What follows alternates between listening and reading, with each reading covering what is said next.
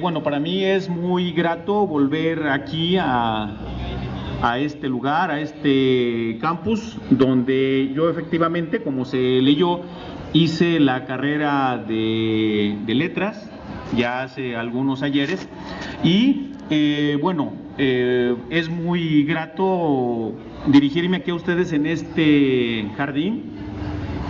A mí me hace pensar un poco diríamos, me trajo a la memoria esta cosa que se dice de que cómo se inventó la academia, un término un poco desprestigiado, un poco abollado por la televisión, que ha repetido varias ediciones de algo que no tiene que ver con lo que son las bases justamente de una universidad. Bueno, ustedes sabrán, no está tal vez de más repetirlo, que Platón a sus discípulos, entre los cuales había un Aristóteles, es decir, el Aristóteles de verdad, tenían un poco, diríamos, sobre todo en la época de verano, un poco el lugar de donde enseñar. Y se dice que Platón, que al parecer llevaba comal y metate en Atenas con mucha gente, tenía entre sus amigos a una persona acaudalada llamada Academo, que tenía una casa tamaño jumbo y que además tenía un jardín de muy buenas dimensiones, y que entonces Platón les dijo: miren, déjenme hablar con Academo a ver si nos da champú de ahí en esas sombras, de esa esquinita de ese jardín, poder acomodarnos ahí y poder platicar, reflexionar, etcétera, etcétera, o llevar a cabo este proceso de enseñanza-aprendizaje. Y pues Academo concedió a la petición de Platón, y entonces, en honor justamente a Academo, Platón le puso a su escuela la academia. Así que entonces, como ven ustedes, el término academia tiene un origen noble y luego después se recicla para significar algo que nada tiene que ver con las cosas que hace conocida televisora. Bueno, por otra parte, el término universidad, que desde luego tiene una relación directísima con Platón, es un término que se creó por allá en la Edad Media para significar más o menos la siguiente: una suerte de asociación entre profesores y alumnos para transmitir y generar conocimiento. Es decir, eso es lo que sería en la base una universidad, y diríamos, esos son los cimientos de lo que es una universidad. Desde luego es una invención de la Edad Media que va a evolucionar y que conforme viene la modernización de la sociedad occidental y de la sociedad en general, va a ampliarse, a enriquecerse ese concepto y a llegar a un lugar del mundo como el nuestro, aunque hay que decir que en el caso particular de Guadalajara, la universidad es una invención un poco tardía, se da casi a fines de la época colonial, mientras el caso de la Universidad de México aparece o se crea casi a principios de la época colonial.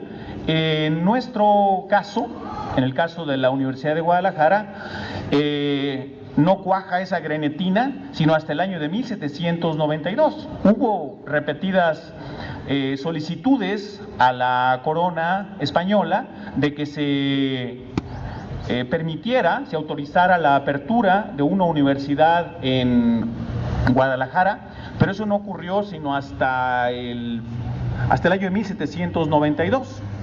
Entre los peticionarios estuvieron, hay que decir pues que las universidades en nuestro país, las universidades más antiguas por lo menos, están asociados con la iglesia. La iglesia finalmente, o el clero, el alto clero, era y sigue siendo una instancia de poder económico, poder ideológico, poder político, etcétera, etcétera. Y fueron varios los obispos que solicitaron la apertura de una universidad. Finalmente, quien lo consigue, aunque no vive, muere unos meses antes de su apertura, es Fray Antonio Alcalde, que, bueno, en un afán de reconocer los méritos de personas que estén ligados, diríamos que seamos o no creyentes, seamos ateos confesos, agnósticos, etcétera, etcétera, como se diría por ahí, amor y aborrecimiento no quitan conocimiento, y hay que reconocerle el mérito a Fray Antonio Alcalde, que se dice que hasta de su peculio, se necesitaba lana para los profesores, puso 20,000 pesos de entonces, del año 1792, y finalmente se abrió esta universidad. Así que entonces fue una universidad que olía a incienso, necesariamente.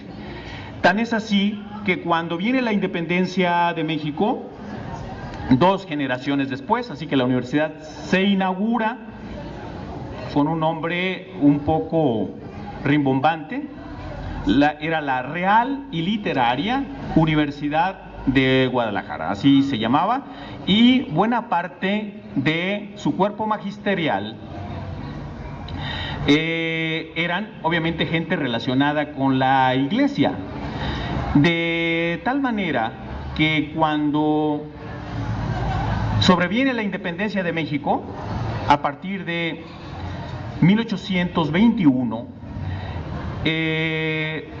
hay una pugna que se va a prolongar casi a lo largo de todo el siglo XIX, entre 2 concepciones distintas de manejar la nación independiente. Por un lado, un grupo político, un grupo de pensadores, que son los liberales, que tienen, diríamos, un proyecto modernizador, y por otra parte los conservadores, el partido conservador, que dice que no se debe renunciar a la tradición católica, etcétera, etcétera. Entre ambos va a haber, diríamos, una suerte de disputa que va a llegar hasta las aulas universitarias, obviamente. Son proyectos contrapuestos, antitéticos en muchos sentidos, de tal manera que como la universidad de Guadalajara, había sido una creación del clero, los liberales, cuando llegan al poder, cuando están en el poder, les cae muy gordo el término universidad, y entonces le van a llamar Instituto de Ciencias del Estado. A ver, o sea, es decir, que su concepción estaba ligada a la ciencia, no a las creencias, no a la fe, y cada que llegaban al poder, hay que pensar que buena parte de nuestro siglo XIX, después de la independencia, son gobiernos más o menos efímeros, de conservadores y luego de liberales, así hasta la Guerra de Reforma, ya entre 1857 y 1860, y luego viene el imperio de Maximiliano. Pero ocurrió una cosa curiosa en el caso de la Universidad de Guadalajara. Primero, es que entre los primeros egresados que habían estudiado, fíjense ustedes, habían hecho su bachillerato en el seminario y luego hicieron su carrera, incluso carreras liberales como la carrera de médico en la Universidad de Guadalajara, en la Real Literaria Universidad de Guadalajara, manejada por la iglesia. Van a haber una serie de egresados, no solamente liberales, sino reconocidos como los liberales radicales. Uno de ellos fue un tal Valentín Gómez Farías. Valentín Gómez Farías hizo su educación media en el seminario de Guadalajara. Hizo la carrera de medicina en esa Real y Literaria Universidad de Guadalajara, pero a la hora de la verdad va a ser, vamos a decir, uno de los liberales más radicales a tal punto que recuerdan ustedes que cuando viene la independencia de México se dice que la única religión aceptada, y eso aparece incluso desde los Sentimientos de la Nación de José María Morelos, es la religión católica. Valentín Gómez Farías es, diríamos, una suerte de antecesor de la separación de la Iglesia del Estado, lo que llamaríamos ahora simple y sencillamente el laicismo, es decir, una sociedad organizada, un Estado que ni promueve ni tampoco debe perseguir a ninguna religión. Eso es asunto de otro ámbito. Por supuesto, ustedes se pueden imaginar que a Valentín Gómez Farías le pusieron las cruces. Sus maestros, tanto del seminario como de la Universidad de Guadalajara, de la naciente Universidad de Guadalajara, lo vieron un poco, diríamos, como aquello que se dice que detrás de la cruz está el diablo. De tal manera que él va a representar, junto con otra persona como Mariano Otero, que también estudió en el seminario y también hizo la carrera de leyes en esa Universidad de Guadalajara, como representantes muy ilustres del Partido Liberal. Así que entonces casi todo el siglo XIX es una serie de disputas de ese tipo. Se cierra la Universidad de Guadalajara cuando llegan los liberales y se abre el Instituto de Ciencias del Estado. Llegan los conservadores, se restaura la Universidad de Guadalajara y se cierra el Instituto de Ciencias del Estado. Pero hay una cosa curiosa, y así a lo largo de mucho tiempo, pero hay una cosa curiosa: el cuerpo magisterial casi era el mismo. Es decir, en algunos pues rezaban a la hora de empezar los cursos cuando era la universidad, pero los maestros prácticamente eran los mismos porque no se podían inventar. Bueno, finalmente esta disputa termina, como todos ustedes saben, con el triunfo de la República restaurada en el año 1867, cuando, con el fusilamiento de Maximiliano, que había sido una empresa, es decir, el Imperio Mexicano fue una empresa desesperada de los conservadores. Es decir, los conservadores, cuando son derrotados militarmente en el año 1860, por cierto, en una batalla aquí en Guadalajara, su desesperación es ir a ofrecer a un príncipe extranjero con la bendición del Papa Pío IX, de que venga un gobierno, de que venga un gobernante europeo de las casas reales, pues viene nada menos que de la casa más antigua, que son los Habsburgo, y llega y es recibido, es coronado como Agustín I, y después de esto, pues es un imperio, como todos sabemos, un imperio efímero, que termina en el año 1867, y que en el ámbito universitario mantiene una suerte como de status quo. Para el año 1867, la Universidad de Guadalajara no existe. Es más, es la única época en la que se suspenden los estudios superiores. Hay un ejemplo que muy ilustrativo, a cargo del abuelo de Octavio Paz, don Ireneo Paz, tapatío por los cuatro costados, estudiaba la carrera de leyes en algún momento en el Instituto de Ciencias del Estado y luego después en la Universidad de Guadalajara, pero en la época de Pedro de Ogazón se cierra los estudios superiores y él se va a terminar la carrera de leyes a la Universidad de México. Don Ireneo Paz luego regresa, va a combatir a Maximiliano. Don Ireneo Paz escribió unas memorias muy graciosas, muy simpáticas en muchos sentidos, muy ilustrativas, que vamos a decir de alguna manera recrean bien lo que era la vida en la Guadalajara de esa época. entre otras cosas, habla de asuntos, por ejemplo, como la inauguración, lo que ocurrió en la inauguración del Teatro Degollado en el año de 1866, es decir, en el penúltimo año del imperio de Maximiliano. El Teatro Degollado no estaba terminado, estaba, pues si no en obra negra, por lo menos en obra gris. Y entonces resulta de que andaba por aquí en México, haciendo una gira, una compañía de ópera italiana, y dijeron, pues vamos aprovechando este viaje, porque además allá hay una mexicana que canta, que se llama Ángela Peralta, y vamos inaugurando el Teatro Degollado. A ver, Guadalajara, como todo el país, está, la mayoría del país, gobernada por el imperio de Maximiliano, es decir, Guadalajara, no existe el estado de Jalisco, es la provincia de Guadalajara. Ireneo Paz, que está aquí, que hace periodismo, intima con Ángela Peralta y con su marido.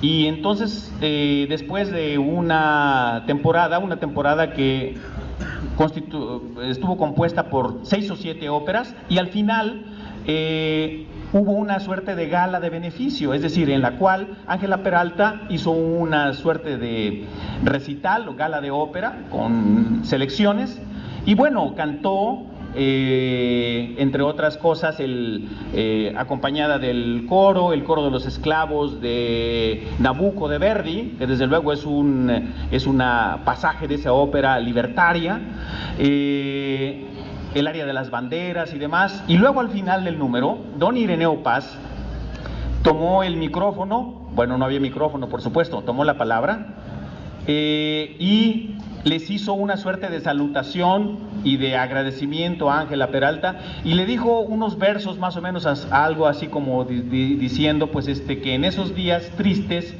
era algo muy gratificante, o sea, tristes para la patria, es decir, y particularmente para los liberales, en una etapa en la cual México prácticamente perdió su independencia.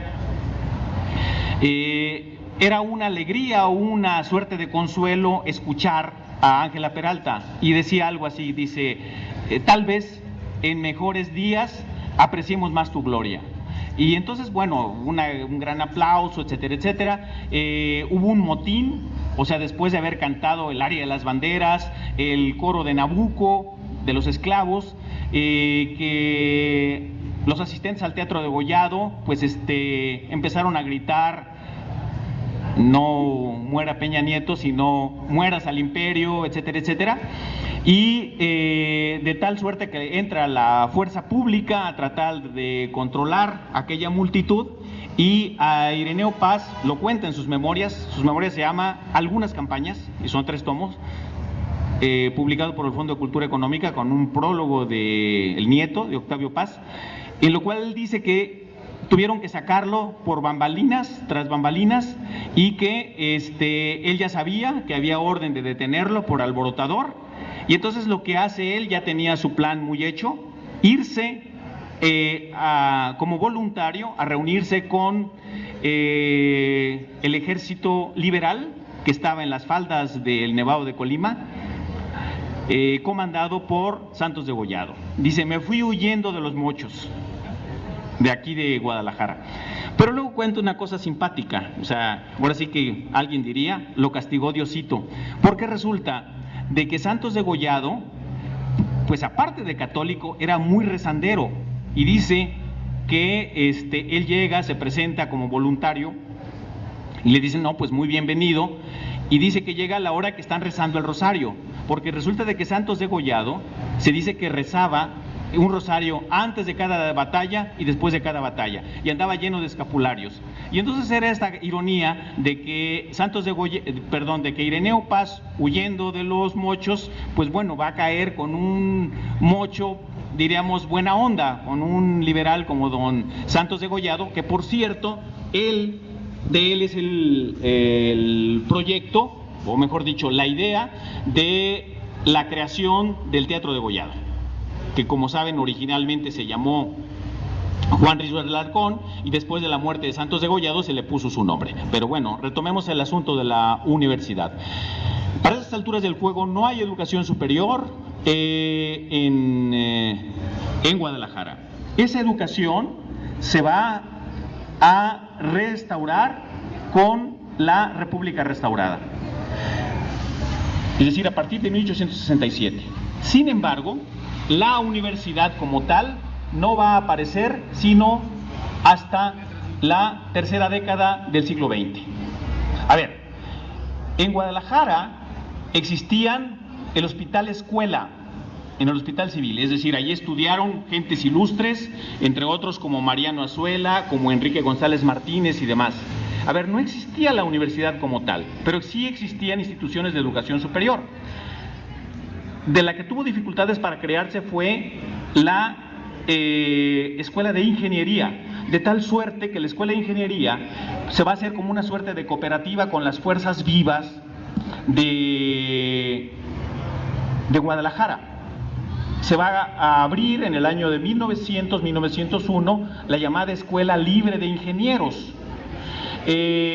Así que entonces sí había educación superior, pero no existía la universidad.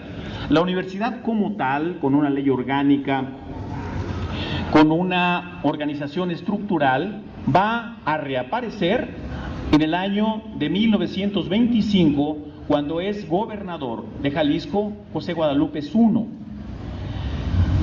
Así que entonces, a instancias de José Guadalupe I, se reorganiza la educación media y la educación superior. A ver, existía la educación media. La educación media se impartía a fines del siglo XIX en un lugar, en una institución llamada el Liceo de Varones. También había liceo de mujeres. El Liceo de Varones su sede en lo que es ahora el Museo Regional de Guadalajara, por eso la calle se llama Liceo. Y luego, y el Liceo, va el dato, y el Liceo de mujeres, o el Liceo de niñas, se le llamaba, porque también había desde educación básica hasta educación media, que era lo que normalmente estudiaban las mujeres.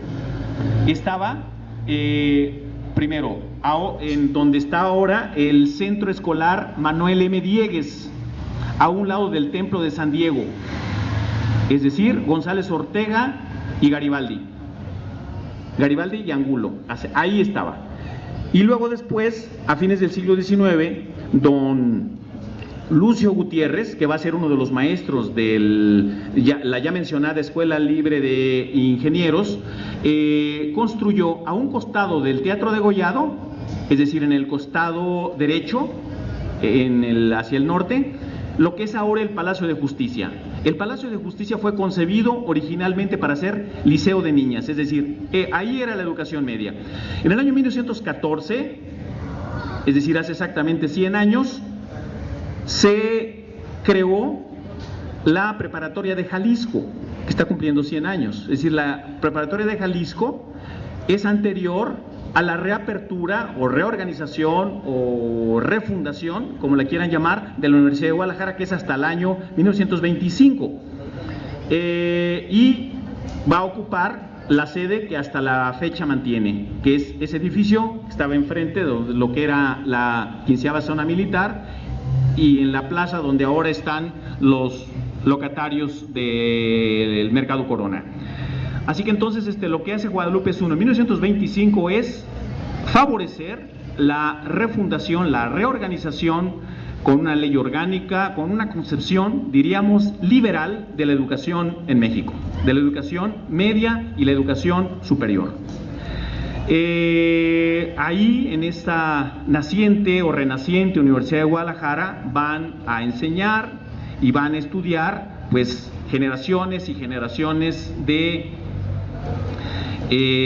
no solamente tapatíos, sino de mexicanos, particularmente del occidente de México, sinaloenses, sonorenses, chihuahuenses, michoacanos, zacatecanos, nayaritas, etcétera, etcétera, van a tener como su lugar de formación la Universidad de Guadalajara. Así que entonces la Universidad de Guadalajara va a crear un muy notable y respetable background intelectual. A principios de los años 30 va a venir un problema que va a suscitar un cierre que va a durar casi 3 años en el caso de la Universidad de Guadalajara. En el año de 1933,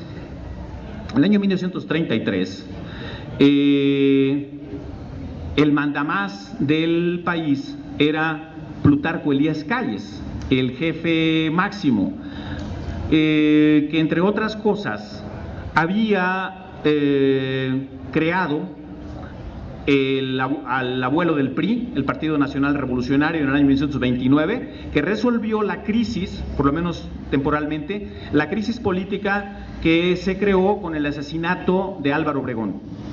Se crea ese partido y a partir de ahí, Plutarco Elías Calles, hasta mediados de los años 30, va a tener una influencia definitiva, va a poner y quitar presidentes. Entre otros, pues a Emilio Portes Gil, va a decidir prácticamente la candidatura de Lázaro Cárdenas en el año 1933 y para el año 34, es decir, Lázaro Cárdenas es presidente de México de diciembre de 1934 al último de noviembre de 1940, es decir, es el primer sexenio. Sin embargo, como es de todo sabido,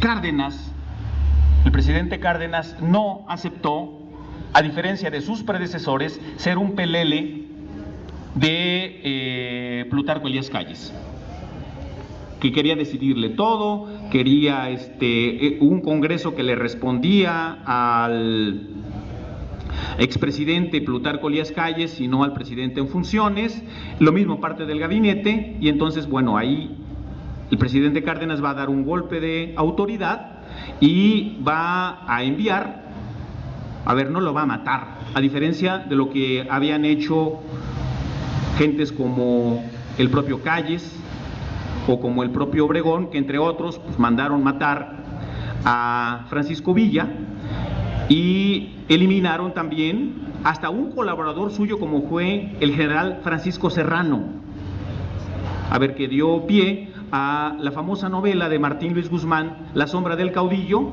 y a una película homónima de Julio Bracho que estuvo enlatada muchísimos años.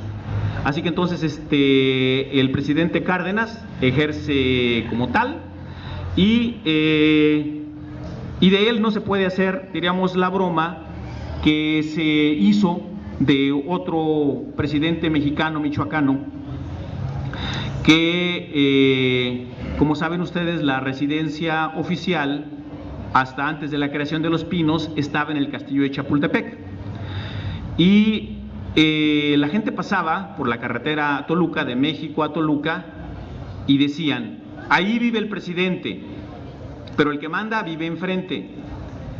Efectivamente, Plutarco Elías Calles se había mandado a hacer una casa en una colonia nueva de la Ciudad de México para entonces, que era la colonia Anzures, y entonces casi todavía ya estaban ahí prácticamente en el campo y era pues un fraccionamiento nuevo, y decían eso, ¿no? Les decían que ahí vivía el presidente, pero que el que mandaba estaba enfrente. Bueno, ¿qué tiene que ver esto con la educación superior y con la Universidad de Guadalajara? Plutarco Elías Calles que tiene una gran influencia, entre otros, en el Partido Nacional Revolucionario, va a proponer al Congreso que se cambie el texto del artículo 3º de la Constitución, o sea, el artículo que tiene que ver con la educación, y donde decía a la letra en el Constituyente del 17 que la educación que imparte el Estado debe ser libre, debe ser laica, gratuita, y en alguna otra parte dice obligatoria. Digo, vale la pena decir esto lo siguiente, porque el constituyente fue muy listo.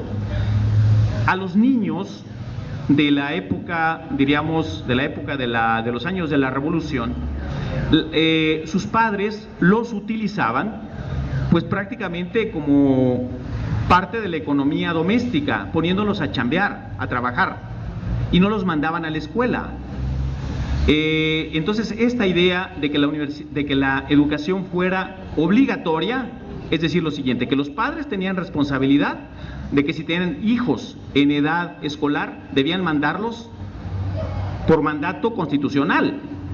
Bueno, la letra decía eso, tenía entre otras cosas, dice otras cosas, ¿no? Que debe ser una educación sin tintes religiosos, que debe tener como propósito combatir las supersticiones, supercherías, etcétera, etcétera. O sea, hay que releer ese artículo de una manera muy sintetizada. Pues se cambia, y donde dice laica, la educación que imparte el Estado debe ser laica.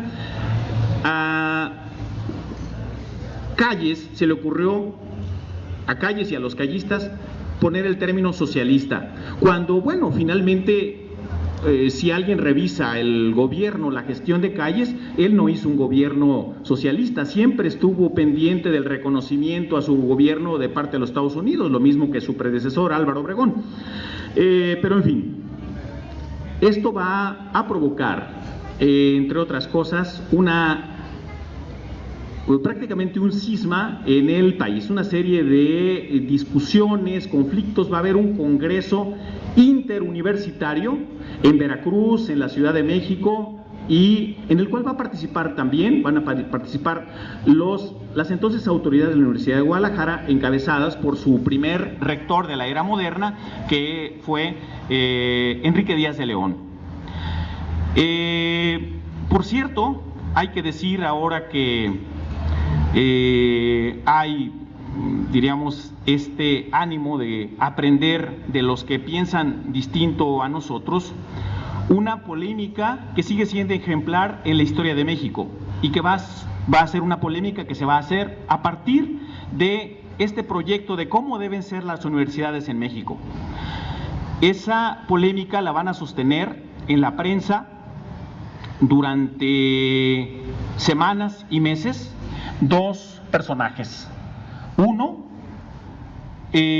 don Antonio Caso, que perteneció a la generación del Ateneo de la Juventud, al lado de Alfonso Reyes, al lado de Martín Luis Guzmán, ya mencionado, al lado de José Vasconcelos, etcétera, etcétera. Y tenía fama de ser un buen maestro de filosofía, don Antonio Caso.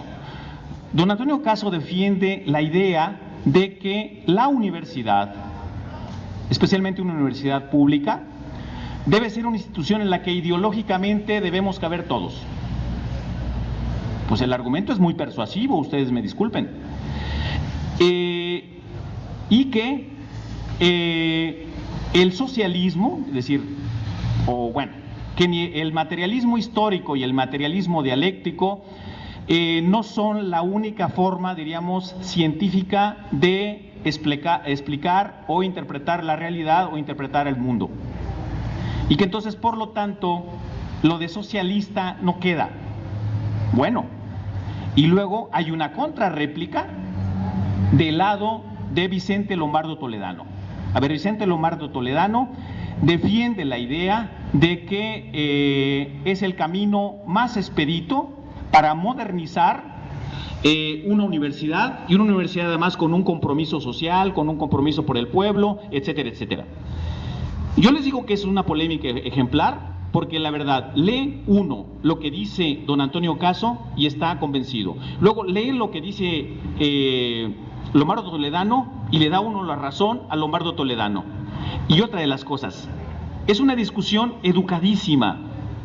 O sea, no es un pleito de callejón, sino que diríamos es una suerte de duelo casi de esgrima. Y al final diría uno ahí, touché, y el otro también, touché, etcétera, etcétera. Y se mantiene, es decir, realmente es muy aleccionador, y sobre todo de esto, un respeto por el interlocutor, un respeto por el otro, por el que piensa distinto.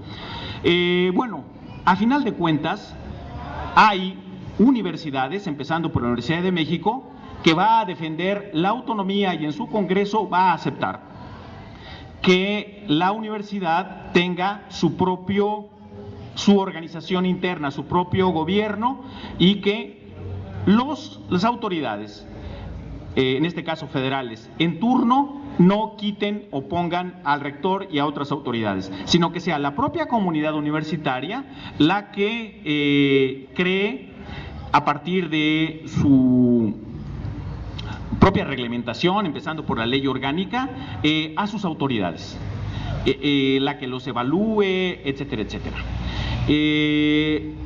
Otras universidades, como fue el caso de la Universidad de Guadalajara, defienden la idea de que la universidad, como obra de la revolución o de los gobiernos postrevolucionarios o de la sociedad postrevolucionaria, debe tener un compromiso con el pueblo, que la universidad debe ser una aliada de los gobiernos de la revolución y que de otra manera es abonarle y hacerle el caldo gordo a la reacción, a los reaccionarios, es decir, a la iglesia, al capital, es decir, al capital empresarial, al capital agrario, etcétera, etcétera, a la hacienda, en fin. Antes esto del reparto que se va a dar, o la creación del ejido, prácticamente en la época de Lázaro Cárdenas. Bueno, a partir de este momento, la Universidad de Guadalajara va a experimentar un desprendimiento. Va a haber, o se va a dar, un grupo de inconformes que van a cerrarla. A ver, esos inconformes van a salir a la calle, se van a manifestar y, entre otras cosas, pues van a ser contenidos o reprimidos, póngase el término que se quiera, por las fuerzas del orden. Y, entre otros, va a haber una serie se habla de 3 muertos y de varios heridos en una fecha que es el 3 de marzo. A ver, por eso los tecos de la Universidad Autónoma de Guadalajara van a tomar esa fecha de manera simbólica, se le van a poner hasta un estadio, que creo que ahora lo van a convertir en un mall, un supermercado y demás, o sea que ya las banderas ideológicas, ya ellos se deshicieron, se dedican definitivamente a los negocios. Muchas personas, maestros, van a presentar, fíjense ustedes, su renuncia ante la nueva orientación ideológica que va a tomar la Universidad de Guadalajara. Entre ellos ya daban clases José Guadalupe Zuno y otro personaje, ese sí identificado con la derecha, aunque diríamos de una derecha racional y pensante, que fue Efraín González Luna, que sería luego uno de los cofundadores en 1939 del Partido Acción Nacional. Las autoridades de la universidad, apoyadas por el gobierno del estado, estamos hablando de 2 gobernadores, Sebastián Allende y Everardo Topete, les aceptan la renuncia a unos, es decir, por ejemplo, se la aceptan a Efraín González Luna, pero no a Zuno. Bueno, lo que va a resultar de esto, aparte de ese cisma, es la creación de una universidad que pretendía ser autónoma, que pretendía ejercer la libertad de cátedra, que pretendía dirigir o elegir a sus propias autoridades, que va a ser una universidad que se va a llamar la Universidad Autónoma de Occidente. A ver, como una universidad de talante liberal. Esa universidad, sin embargo, al poco tiempo se va, después de obtener el reconocimiento de sus estudios por parte de la UNAM. A ver, los de la UNAM van a simpatizar con la Universidad Autónoma de Occidente. Sin embargo, esa universidad se va a convertir en una institución radical de tintes fascistoides y va a cambiar además su nombre por Universidad Autónoma de Guadalajara. es decir, que de autónoma no tenía nada, era una universidad que tenía pensadores proscritos, por ejemplo, no se estudiaban a Freud, ni a Marx, ni a otra serie de pensadores, es decir, una cosa es que yo no comulgue o no comparta las ideas de alguien y otra cosa es ningunearlo de esa manera. Bueno, va a llegar un momento en que va a haber una pugna entre esas dos universidades. Va a haber una pugna que va a llegar a los golpes y se van a crear entre la comunidad estudiantil dos grupos antagónicos que se van a dar de pedradas porque todavía no hay armas de fuego en múltiples ocasiones. Se va a crear primero una organización estudiantil que se va a llamar en la Universidad de Guadalajara Federación de Estudiantes Socialistas de Occidente, porque no hay que perder de vista, que se está hablando de la defensa de la letra de la Constitución, del artículo 3º, que se va a mantener, por cierto, hay que decirlo, no se va a mantener, va a durar hasta el segundo año de gobierno de Manuel Ávila Camacho. Para el año 42, el Congreso vuelve a modificar la letra del artículo 3º constitucional y va a recobrar el término laico en lugar de socialista, como fue concebido originalmente por el constituyente de Querétaro desde el año 1917. Bueno, pero en fin, la pugna sigue y la Federación de Estudiantes Socialistas de Occidente, mejor conocido históricamente con el nombre, con sus siglas de FESO, va a mantenerse hasta más o menos los años 50, a principios de los años 50. A fines de los años 40 ya, diríamos, no tiene ni un apoyo gubernamental, tanto estatal como federal.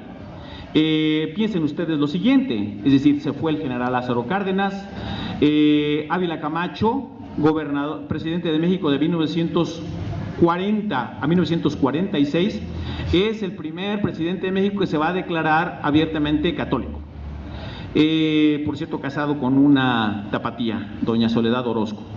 Y luego, el siguiente gobierno que viene, que es el de Miguel Alemán, de 1946 a 52, pues es abiertamente procapitalista, nada que ver con el ideario de la Revolución Mexicana, de tal suerte que pensadores como don Daniel Cosío Villegas van a escribir un libro que se llama La crisis de la Revolución Mexicana. Es decir, ese gobierno ya nada tiene que ver con los idearios de la Revolución Mexicana, se ha alejado, es pro-yanqui, etcétera, etcétera. Así que entonces no hay un apoyo ya para estas ideas. Para el año de 1950-51, la Federación de Estudiantes Socialistas de Occidente va a ser sustituida por una nueva organización estudiantil, vamos a decir, más a modo de los gobiernos de la época. Se va a llamar Federación de Estudiantes de Guadalajara. Los únicos que no cambiaron su nombre de esa organización estudiantil van a ser los tecos, que va a ser hasta la fecha, aunque yo ahora solamente diríamos ahora entre puras siglas, Federación de Estudiantes de Jalisco, así que las dos son FEJ. Bueno, la verdad, prosódicamente suenan igual, FEJ y FEJ. Es decir, sin consonante, la G suena igual que la J. Bueno, en fin. El caso es que se crea esta nueva organización estudiantil, en la cual, hay que decirlo lo siguiente, esta organización estudiantil va a ser promovida por quien durante mucho tiempo va a ser el mandamás, el poder tras el trono, el cacique de la Universidad de Guadalajara y predecesor de uno que vamos a hablar enseguida. Se llamó Carlos Ramírez Ladevig. Carlos Ramírez Ladevig era hijo de un personaje singular de la época de la Revolución, llamado Margarito Ramírez, originario de Atotonilco, el Alto Jalisco. Don Margarito Ramírez le hizo justicia a la Revolución, o tuvo la suerte, la casualidad le puso en sus manos la posibilidad de ayudarle a quien sería hasta su muerte la figura política más importante del país, que fue el general Álvaro Obregón. El general Álvaro Obregón, en el año de 1920, entra en conflicto con quien había sido su gran aliado, que había sido Venustiano Carranza.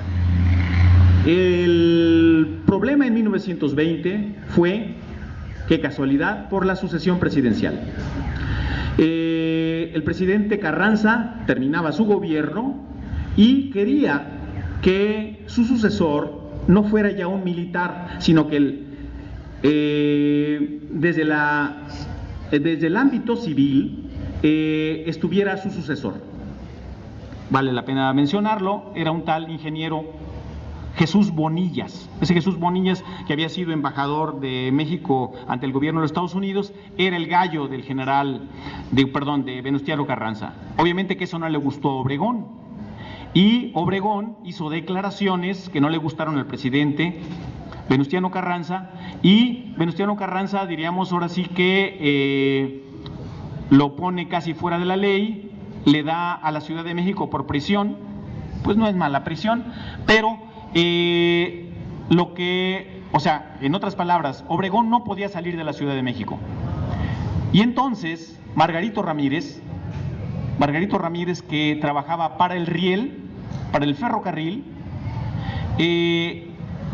le presta una chompa, que es ese saco que usaban los de mezclilla, los ferrocarrileros, y existe esa famosa fotografía, y aparece disfrazado de garrotero Álvaro Obregón, y el tren que sale de Buenavista hacia Acapulco, ahí se escapa Álvaro Obregón y va a reorganizar y a levantar un movimiento armado en contra del presidente Carranza, que va a culminar, como saben ustedes, en junio de 1920 con el asesinato, con el magnicidio del presidente Carranza, encabezado por un obregonista, por el general, bueno, era coronel entonces, Herrero, en Tlaxcalaltongo, en la Sierra de Puebla. A partir de ese momento, es decir, a ver, ¿quién le ayudó a escapar de la Ciudad de México a Álvaro Obregón? Margarito Ramírez. Entonces Margarito Ramírez luego va a tener su recompensa. Su recompensa es que va a ser gobernador, fíjense ustedes, de 3 entidades. Va a ser gobernador de Jalisco, va a suceder a Zuno a fines de los años 20. Luego va a ser gobernador 2 veces del territorio de Quintana Roo, que no era estado aún. Y va a ser, en ese ínter, va a ser gobernador de la prisión de las Islas Marías. Así que entonces ese era Margarito Ramírez. Margarito Ramírez, que tiene una suerte de inclinación y reconocimiento hacia la clase militar, va a mandar a sus hijos a un colegio militar de los Estados Unidos.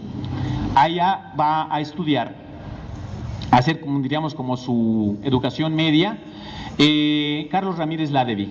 Carlos Ramírez Ladevig regresa y se va a inscribir.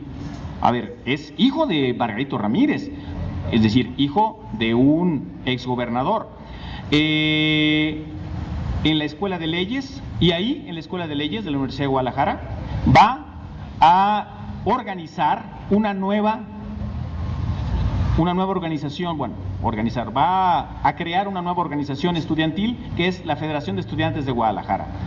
¿Y qué decían ellos? ¿Cuál es su credo, a diferencia de los del FESO? Nosotros defendemos los principios de la Revolución Mexicana, que es muy fácil decir eso. Es decir, nosotros defendemos la Constitución mexicana. Eso le sirvió hasta de salida a Adolfo López Mateos después de la Revolución Cubana, que dice: yo soy socialista dentro de la Constitución. ¿Sí? Bueno, es decir, es un comodín, es una salida muy buena, además casi invulnerable. Así que entonces desaparece el FESO, aparece la FEG, que se va a empoderar. A ver, la Federación de Estudiantes de Guadalajara va a tener un éxito casi inmediato. Va a llegar al gobierno de Jalisco Agustín Yáñez, que va a ser gobernador de 1953 a 1959. A ver, no hay que perder de vista que la Universidad de Guadalajara no era autónoma, era orgullosamente una universidad de Estado. ¿Y esto qué significaba para fines prácticos? Que el gobernador en turno elegía al rector. El Consejo Universitario, el Consejo General Universitario, le presentaba una terna al gobernador y de esa terna el gobernador elegía al que iba a ser el rector. Los títulos, para que tuvieran validez legal, los títulos de médico, contador, ingeniero de la Universidad de Guadalajara los tenía que firmar el gobernador. O sea, para fines legales tenía que cumplirse con eso. Bueno, resulta de que Agustín Yáñez le presentan la terna y claro, había valores entendidos. Se suponía que el que encabezaba la terna es el que la comunidad universitaria, o mejor dicho, sus dirigentes de la universidad querían que fuera. Y Agustín Yáñez eligió a uno de la terna que no era el favorito, que era el doctor José Barba Rubio. Esto va a provocar una suerte de protesta de esa naciente organización estudiantil, la FEG, que va a cerrar la Universidad de Guadalajara. ¿En qué año? En el año 1953 se cierra, hay una huelga pidiendo la renuncia del rector, o sea, legalmente elegido por lo demás, José Barba Rubio. Y entonces Agustín Yáñez hizo algo que no hizo Gustavo Díaz Ordaz 15 años después. Le pidió, o sea, no reprimió a los estudiantes, aun cuando él estuviera en desacuerdo, sino que le pidió a Barba Rubio que le hiciera un favor a la institución, a su universidad donde había estudiado Barba Rubio, y que renunciara para que se reabrieran y se reanudaran las labores. A ver, eso van a significar dos cosas: que la FEG se va a empoderar. Pudieron doblar a un gobernador, aunque no tuvieran razón, eso es otro asunto a discutirse.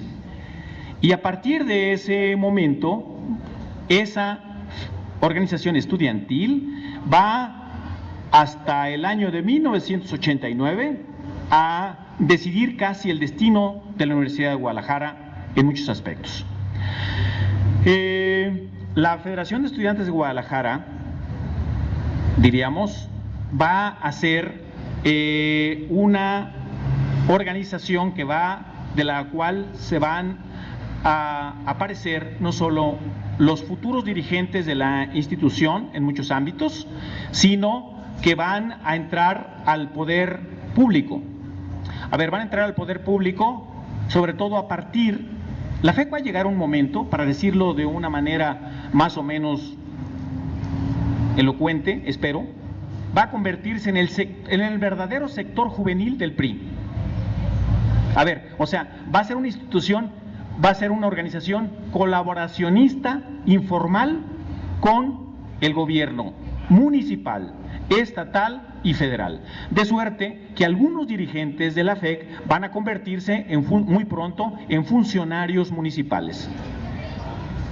Un señor llamado Raúl Padilla Gutiérrez, que había sido que había formado parte del primer comité directivo de la FEC con Ramírez Ladevig, va a convertirse en director de mercados del Ayuntamiento de Guadalajara en la época de Juan Gil Preciado, fines de los años 50. Luego van a venir regidurías y algunas diputaciones. Carlos Ramírez Ladevig, a ver, el creador de la FEG y el que va a decidir quiénes encabezan, quiénes presiden la FEG, va a ser varias veces diputado y va a morir asesinado como delegado regional del Instituto Mexicano del Seguro Social. Quien decidía quién iba a ser el rector de la Universidad de Guadalajara, presentando esa triple propuesta que iba encabezado por el que se quería que fuera, va a ser siempre Carlos Ramírez Ladevig. Aunque hay que reconocerle una cosa a Carlos Ramírez Ladevig: mientras vivió, ningún expresidente de la FEC fue rector de la Universidad de Guadalajara. Eso va a venir después. Carlos Ramírez Ladevig estableció una relación clientelar, una relación política, y convirtió, a la Universidad de Guadalajara en un botín político para él y para su grupo. La Universidad de Guadalajara fue un medio para obtener puestos públicos, para colocar a sus amigos, a sus colaboradores, etcétera, etcétera. Tal vez el momento más triste de la Universidad de Guadalajara, lo digo como comunidad, no como grupo, no me refiero al grupo que lo dirigía, haya sido en 1968. En 1968, la Universidad de Guadalajara, oficialmente, a través de sus autoridades, hay que decirlo, no de su comunidad estudiantil o su comunidad académica o magisterial, cerró filas al lado de ese señor que está allí, de Gustavo Díaz Ordaz. Y además eso fue definitivo para que, vamos a decir, la segunda universidad fuera hostil a ese movimiento. Se llegaron a decir cosas como la siguiente, que era una suerte como de complot o de conjura para desestabilizar el país, ese movimiento, que ese movimiento era atizado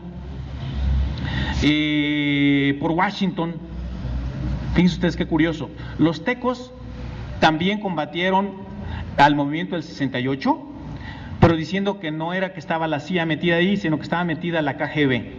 O sea que cada quien encontró salidas más o menos a su alcance y a su conveniencia. En el momento más álgido del movimiento del 68, Díaz Ordaz está aquí y los entonces dirigentes de la FEC le hacen un homenaje, lo llaman maestro de la nación a Gustavo Díaz Ordaz. Gustavo Díaz Ordaz, de aquí es donde dice que hay una mano tendida y que no sé cuántas cosas y demás. Claro, después le harían la broma los estudiantes de la UNAM y del Poli de que le estaba la mano tendida y que le hicieran la prueba de la parafina, porque como saben ustedes, pues había habido ya un derramamiento de sangre, golpizas, daños al patrimonio nacional, entre otras cosas, se abrió de un bazucazo la antigua preparatoria, lo que es ahora el Colegio de San Ildefonso, dañaron una puerta, eso diríamos es uno de los daños incluso menores, porque disparar un cañón portable en contra de una puerta cerrada, pues no se sabe quién está del otro lado. Venturosamente hubo heridos, ahí diríamos los muertos por lo menos no se consignaron como tales. Una suerte de escalada de violencia y demás. Y hay que decir que entre quienes apoyaron con declaraciones y con represión hacia los estudiantes de la Universidad de Guadalajara y maestros de la Universidad de Guadalajara que simpatizaban y se solidarizaban con el movimiento del 68, quienes los reprimieron, quienes les hicieron incluso simulacros de fusilamiento, según se dijo, eran los dirigentes de la FEG. Así que entonces ese colaboracionismo llegó hasta ese extremo. Y luego hubo una gratificación. Viene la matanza del 2 de octubre, luego viene la sucesión presidencial, llega Luis Echeverría, que había sido secretario de Gobernación de Díaz Ordaz, y Luis Echeverría trata de decir como que él no tuvo nada que ver. Dice algo que ahora todavía sigue siendo discutido, y pareciera, por lo menos parcialmente, tener razón. Dice que él no ordenó lo del ejército, y tiene un argumento no malo. Si en este país existieran las leyes, que dice: yo no tenía mando de tropa, al ejército solamente lo pueden mandar 2 personas: el secretario de la Defensa Nacional y, antes que nada, su jefe nato, según la Constitución, que es el presidente de la República. O sea que legalmente, efectivamente, el secretario de Gobernación no tiene mando de tropa sobre el ejército, sobre las Fuerzas Armadas. Y luego a él se le ocurrió, a ver, claro, haciendo campaña, decía el canciller de hierro, von Fixmar, que nunca se miente tanto como en tres situaciones: antes de las elecciones, es decir, cuando alguien anda haciendo campaña y promete, a ver, lo que todo el mundo sabe, hasta la caricatura, ¿verdad? Pueblo de tal lado, les vamos a poner el puente que tanto han esperado. Oiga, pero si aquí no tenemos río, pues también les pongo el río. Que nunca se miente como antes de las elecciones, durante la guerra, todos dicen que van ganando, ¿sí? Y bueno, a ver, entre esas grandes, y después de la cacería, todo el mundo fanfarronea. No, pues tantas presas, y entonces hasta con los que están tigres disecados, como diciendo yo me lo escabeché, ¿verdad? O cosas por el estilo. Bueno, a ver, así que en algún momento en su campaña, Luis Echeverría, en la Universidad Nicolaita de Morelia, se le ocurrió, a ver, estando en un campus universitario como decir lo siguiente: yo les voy a proponer que nos pongamos de pie y guardemos un minuto de silencio por los caídos del 2 de octubre. A ver, él que había colaborado con ese gobierno y que no renunció. A ver, si realmente su indignación hubiera sido tanto, diciendo, pues, a ver, yo no sigo colaborando ahí. Y entonces, a ver, ahí se disgustó muchísimo Díaz Ordaz y estuvo a punto de retirarlo como candidato. Pero para evitar un cisma, dice él, según testimonio del propio Díaz Ordaz, le dijo: puedes continuar, pero cada discurso que vas a pronunciar lo voy a revisar antes yo, o lo va a revisar mi gobierno. Bueno, Echeverría intentó entonces reconciliarse y limpiar su nombre con la comunidad universitaria nacional, empezando por la propia UNAM. En la UNAM va a ir a una inauguración de cursos y alguien le va a lanzar una piedra y lo van a escalabrar. A partir de ese momento, él, vamos a decir, va a buscar el apoyo de otras comunidades universitarias, o por lo menos de sus representantes, que a eso hay que precisarlo. Y una de las más propicias para él va a ser la Universidad de Guadalajara y especialmente la FEJ. Él va a venir acá y va a ser muy bien recibido, a tal grado de que se va a crear con los dirigentes de la universidad, no con la comunidad, una relación clientelar próspera. A ver, va a haber cargos públicos para exdirigentes de la FEJ, diputaciones, regidurías, diputaciones locales, diputaciones federales. Para el dirigente de la FEJ o el creador de la FEJ van a venir cargos como, ya les decía, la delegación regional del Instituto Mexicano del Seguro Social. Van a ser tales los beneficios que va a llegar un momento en que,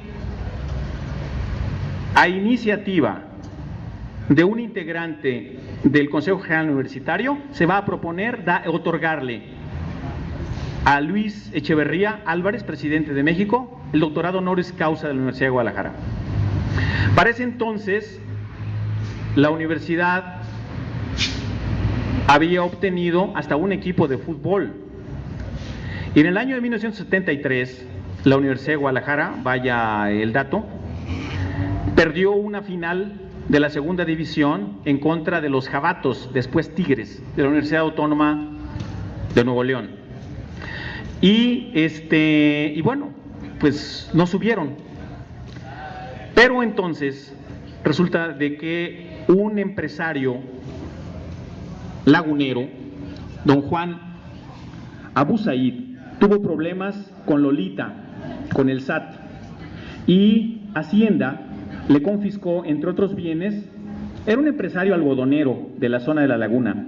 Entre otros bienes, le embargó un equipo de fútbol que se llamaban los Diablos Blancos, el algodón, los Diablos Blancos del Torreón. Y entonces dijeron, pues, ¿qué hacemos? Petricholi, que era el subsecretario de Hacienda, entonces Echeverría dijo, dénselos a la Universidad de Guadalajara.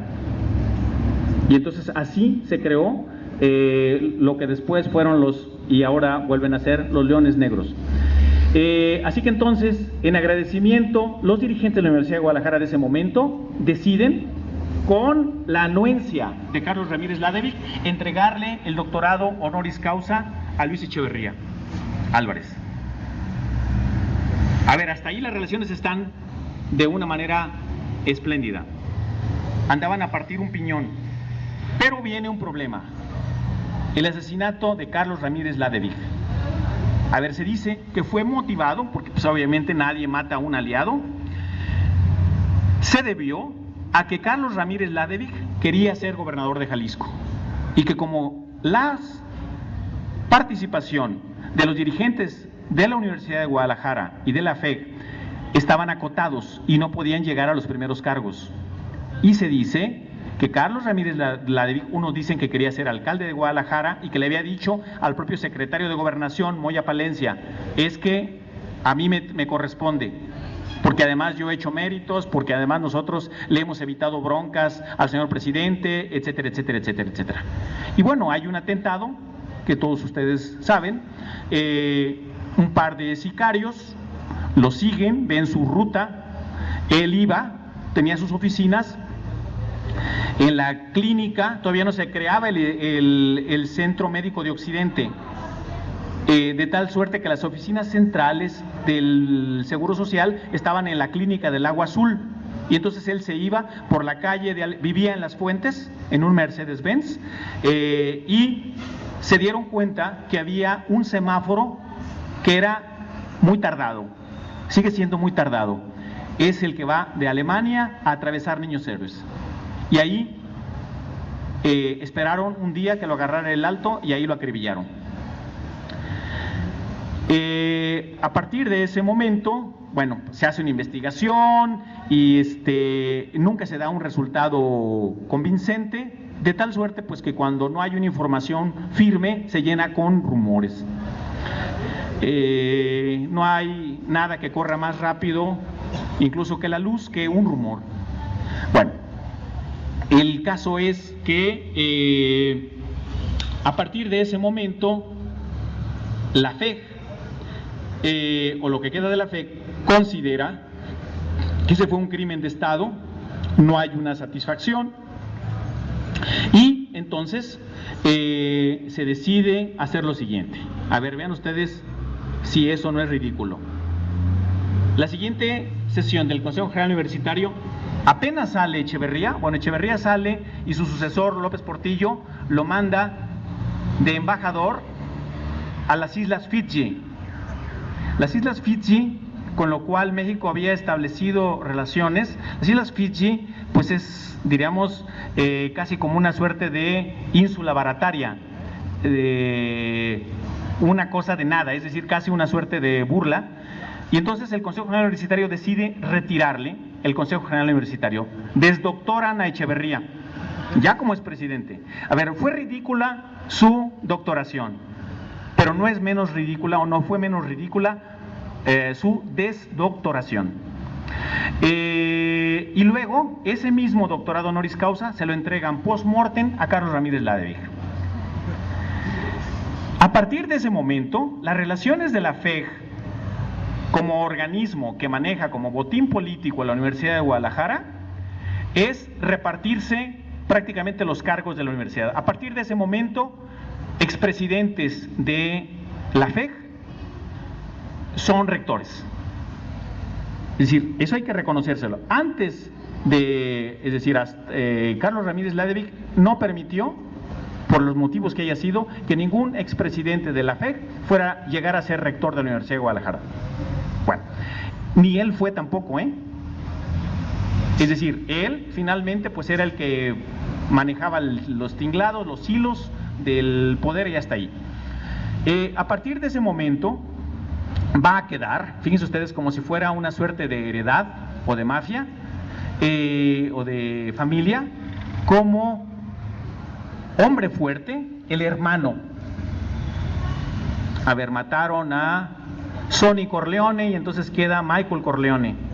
Pues el que va a quedar es un ingeniero llamado Álvaro, apellidado igual, Ramírez Ladevic, que va a ser el que va a decidir quién es presidente de la FEC, quién no es presidente de la FEC, y va a ser el voto de calidad en el Sanedrín que va a elegir a las autoridades de la Universidad de Guadalajara, empezando por el rector. Eso se va a mantener hasta que llega al poder un tal Raúl Padilla López. A Raúl Padilla, según dice el propio Álvaro Ramírez Ladevic en un libro que se llama Historia de una traición, él les dobló la mano a todos los demás del Sanedrín para que Raúl Padilla López fuera presidente rector de la Universidad de Guadalajara, cuando no le tocaba a José Manuel Correa Ceseña, que era el secretario general. Pero él se impone, dice, si le creemos, no estuvimos ahí, no hay grabación, y si hay, pues yo no lo he escuchado. Dice él esto, que él va a hacer el voto decisorio. Y luego, a los pocos meses, resulta de que el promotor de Raúl Padilla, al rector Raúl Padilla, va a entrar en conflicto con su padrino. Es decir, la FEC va a tomar entonces, estamos hablando del año de 1989, va a tomar las instalaciones de la universidad. La FEC va a cerrar, empezando por la rectoría. Entonces, lo que hace el rector, que sale del campus, hay una sesión extraordinaria del Consejo General Universitario en un teatro, que es en el Teatro Experimental. Alguien les permite que se reúnan ahí y demás, o sea, para hacer su plan. ¿Qué van a hacer? Van a ir a buscar al presidente Salinas para que apoye y reinstale al rector. Y pues se va a hacer un plan, y entonces la FEC se va a quedar, diríamos, sin ningún apoyo. Además, la FEC, hay que decirlo sinceramente, no tenía ningún prestigio, ni académico ni demás, pero no hay que olvidarnos de otra cosa. Raúl Padilla había sido presidente de la FEC, y su hermano Trino Padilla también, y el actual rector de la Universidad de Guadalajara también. Así que entonces, pues todos salían de ahí. A ver, así que entonces lo que se va a crear es hacer una campaña de desprestigio en contra de la FEC, lo cual es una redundancia. La verdad es que estaba súper desprestigiada. Y en cambio, vamos a decir, los que fueron usufructuarios o los que obtuvieron ese botín político, van, si no a negar, a no hablar, a soslayar su pertenencia y su origen fejista, y decir que representaban la excelencia académica, y a decir que empezaba una nueva era democrática, háganme ustedes el favor, de la Universidad de Guadalajara.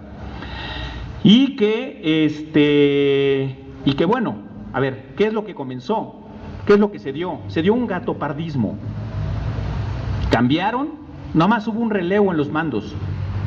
O sea, como el príncipe Salinas del Gatopardo, todo debía cambiar para todo seguir igual. Es decir, siguió habiendo un cacicazgo, la democracia es una entelequia internamente dentro de la Universidad de Guadalajara. La comunidad universitaria no elige a sus dirigentes. A ver, la democracia significa, en cualquier ámbito, el gobierno con el consentimiento de la comunidad. A ver, los universitarios no elegimos a nuestras autoridades. A ver, se eligen a través de una serie de mecanismos. Una junta de notables es la que decide, y esa junta de notables la maneja alguien que es un cacique, y ese cacique pues es el poder tras el trono, el poder tras el trono desde el año de 1989. Así que entonces es un cacicazgo que tiene 25 años, ya cumplió sus bodas de plata y contando. No elegir a las autoridades solamente es una parte de la vida democrática de una comunidad. A ver, los universitarios deberíamos opinar y decidir en la medida en que sumemos los votos necesarios de cómo es el proyecto que queremos para la Universidad de Guadalajara. Yo les pregunto a los aquí presentes, ¿a quién le tomaron la opinión si estaban de acuerdo o no en que se creara el auditorio Telmex? A ver, ¿qué significó? Dos cosas.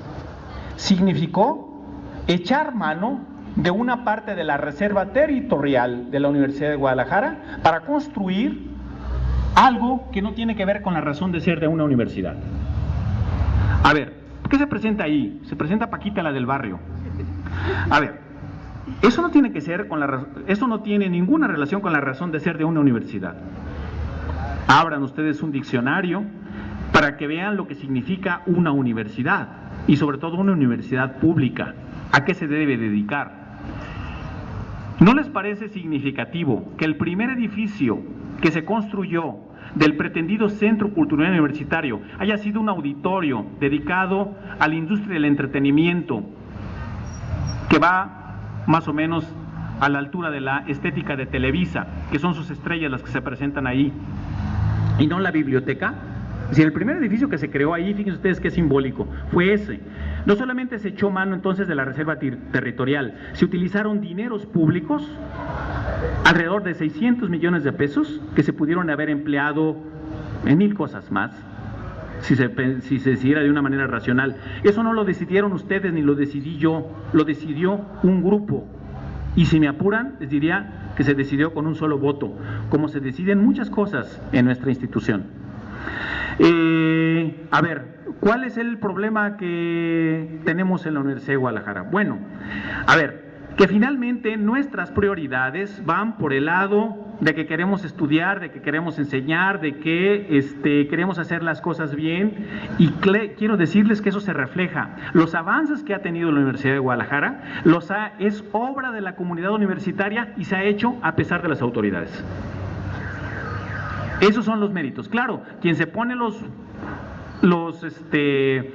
moños y saluda con sombrero ajeno son otros.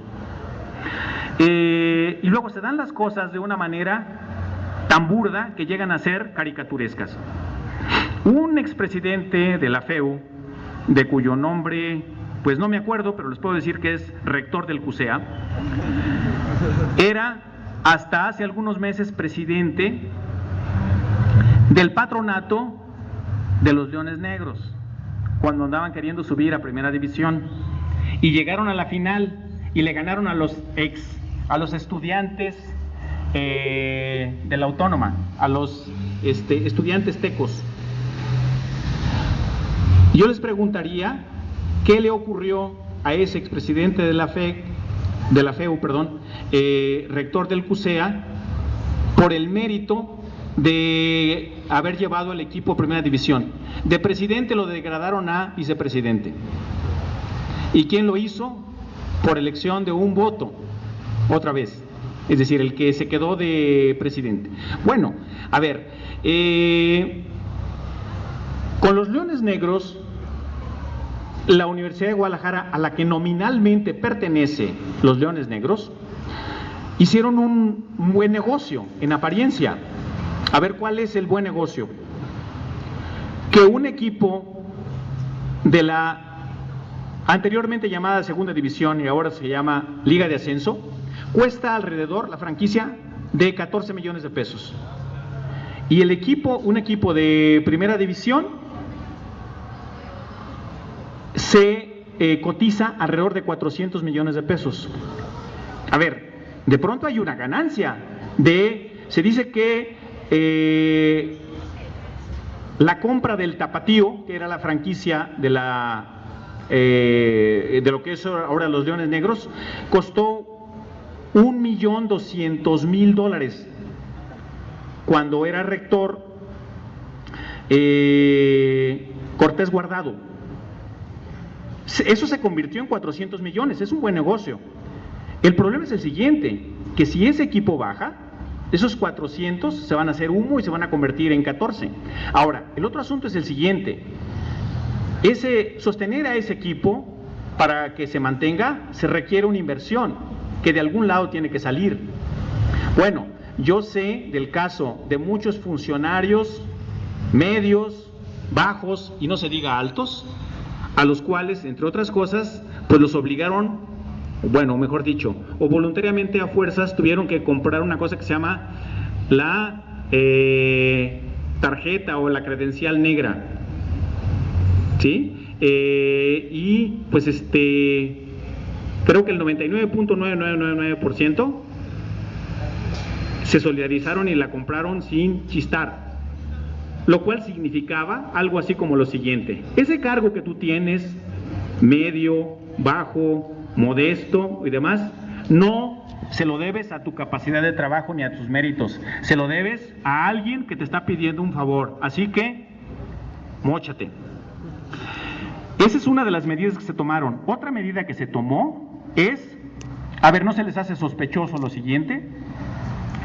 Que al final del anterior semestre, los contratos de los profesores por asignatura, que son la inmensa mayoría del cuerpo magisterial de la Universidad de Guadalajara, profesores muy mal pagados, es decir, de los más mal pagados del país, llegaron al extremo de jinetearles su lana durante varias quincenas y no les pagaron los intereses.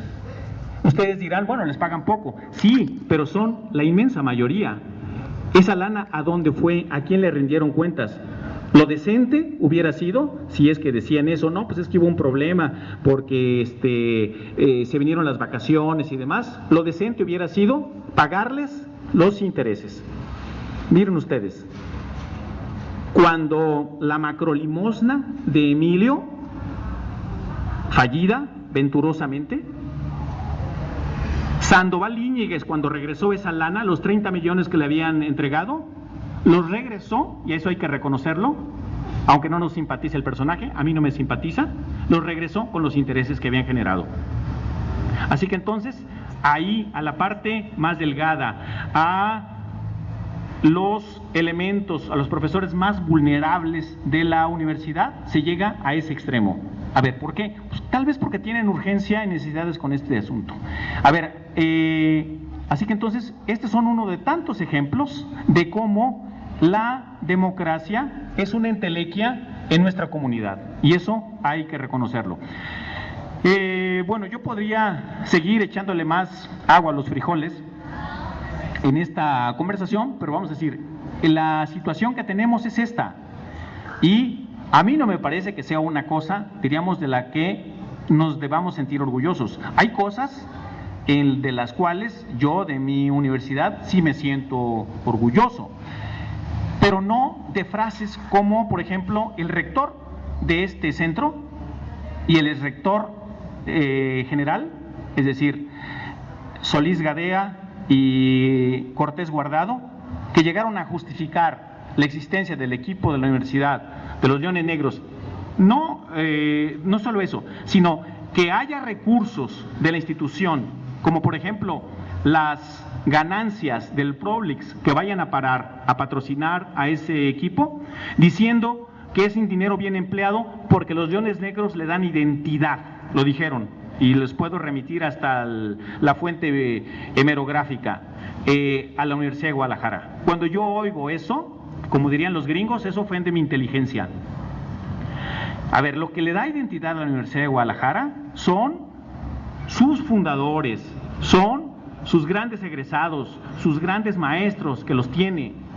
A ver, ahí están médicos tan ilustres como los Ruiz Sánchez, como ingenieros como el ingeniero Matute y demás, aunque haya sido en algún momento un colaboracionista del establishment actual de la universidad, pero eso no le quita sus méritos como tal.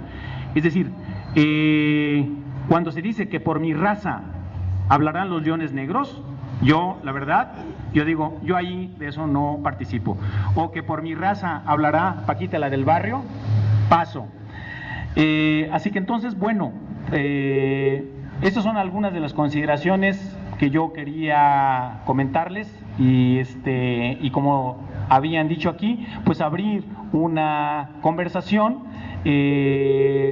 sobre algo que nos preocupa, que es de interés nuestro y es de interés general, que es la Universidad de Guadalajara, que en esencia es una institución noble, por más que algunos que he mencionado y otros que no mencioné hayan hecho durante mucho tiempo de ella un botín político y económico y de otros ámbitos.